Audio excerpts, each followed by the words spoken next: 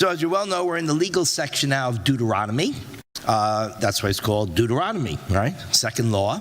Not in Hebrew, but in English or in Latin, because that describes, most of Deuteronomy is a review of the legal code in Exodus, Leviticus, and Numbers. But it's not really a review because many of the laws are new, and many of the laws that they're reviewing have changes in them.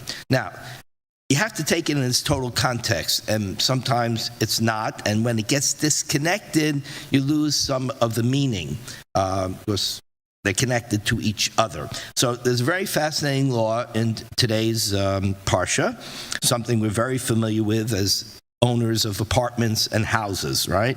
It says, Ki tivneh bayit chadash, when you build a new house, you shall make a guardrail for your roof, so that you shall not cause blood to be spilled in your house if a person shall fall from it. Okay, so we don't exactly build roofs that people walk on.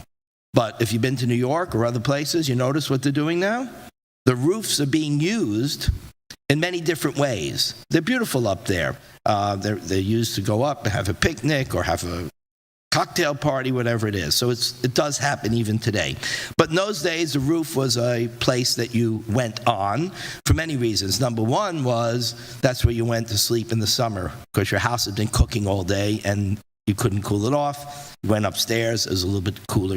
You'd actually sleep upstairs. And people would walk upstairs, and sometimes you'd walk from house to house because they were connected, right? Like zero lot lines, they were connected, and you go from roof to roof. So the Torah says when you build that house, you have to make it safe for the people on the roof. So you can apply that to any situation you want. Whatever you build, interior, exterior, has to be safe, right? So what's the connection here?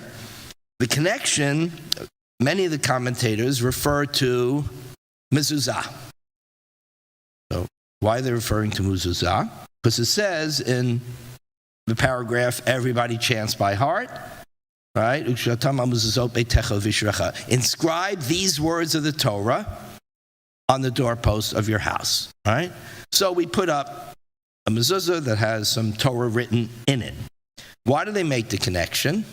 Because where do you find the paragraph v'ahavta? It's in this book, Devarim. We read it a number of weeks ago. So it says, write these words upon the doorpost of your house. The words are, you need to do all these things to create a just, fair, compassionate, and safe environment in the communities that you live. And Deuteronomy does that. It deals with every aspect. The first few laws we're going to read deal with how do you protect people who are very vulnerable and without any natural protection. The first law will deal with a woman who's taken captive. A second law will deal with the son of an unloved wife, because I could have more than one wife, and you can't disadvantage. You can't prefer one over the other, an inheritance.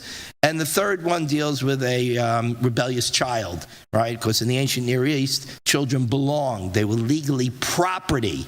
They were property of the parents, and they could do anything they wanted to them. Torah comes along and says, we got to protect these kids, so if there's a problem, bring them to the court. We'll make the decision, not you, the parents. So it protects those who are vulnerable.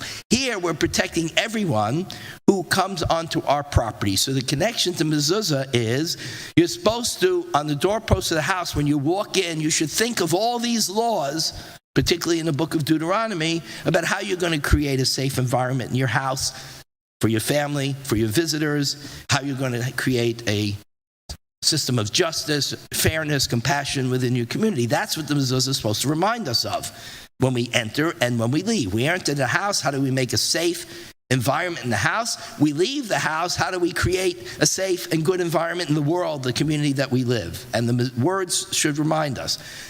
Look what happens when you make a disconnect, right?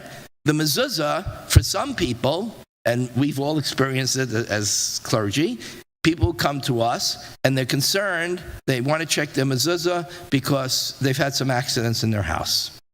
And somehow they think if the mezuzah's not kosher, maybe that's the reason they had accidents, right? So the mezuzah, instead of reminding you What it meant to remind you is you need to make your house a lot safer, right? Do everything you can to make your house safe. That's what the mezuzah is. Not that it's going to protect you. If you don't have the pool fence, right, the child-proof fence around the pool, but you got little children visiting or living, well, then you didn't follow the law. The law was put the fence. So fence on the roof, well, I don't have a roof people walk on, but I have a pool that people can approach. So to fulfill the law, I have to put the fence around the pool. And that's what the mezuzah is supposed to remind me of. So the idea, what happens when you make the disconnect, this mezuzah becomes some type of magical protection, when all it was to remind you, you just went into your house. Did you make your house safe? For yourself and for your visitors. And all the other laws that are involved as well. So Maimonides says the following on this particular verse. It is a positive commandment as well to remove any obstacle that could pose a danger to life.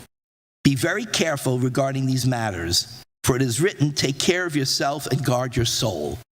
Take care of yourself and guard your soul. How is Maimonides interpreting the word soul? Not as in the neshama, the soul and the body. The soul is the person. It is the physical person. You have to guard yourselves and take care of yourselves physically. That's what the mitzvah is. That's what the mezuzah is there to remind us of. So it was chapter 5 was Al Mezuzot Beitecha Visharecha, and here we're already into chapter 22. But it was meant to be read as one code. The mezuzah reminds you, in this case, to create a very safe household. And then there's a law about speech, true speech, again, the same thing. Protect what comes out of your mouth, because it can do great damage, or it can really uplift people, it can deceive people, or it could guide people. All these laws are meant to be reminded of when we look at that mezuzah. So we'll be